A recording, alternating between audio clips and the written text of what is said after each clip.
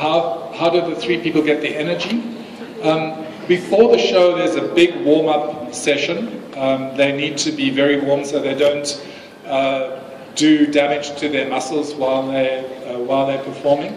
And there's a warm-down at the end of the performance where they can sometimes immerse their arms in buckets of ice.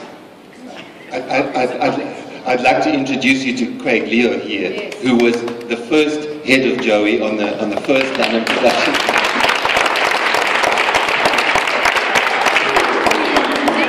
Yeah, the horse approves. And Craig has been training the guys that you see today, and he's been training several of the productions, including the one that is coming here.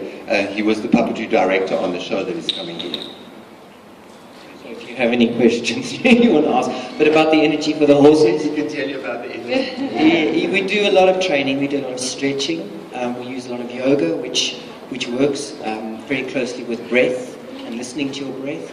As Adrian mentioned, there's a lot of communication going on between these three guys, all through breath and sound and feeling each other, so you have to be very, very attuned to your breath and to listening very carefully to each other. Besides that, the puppeteers eat a lot, because they do expend a lot of energy.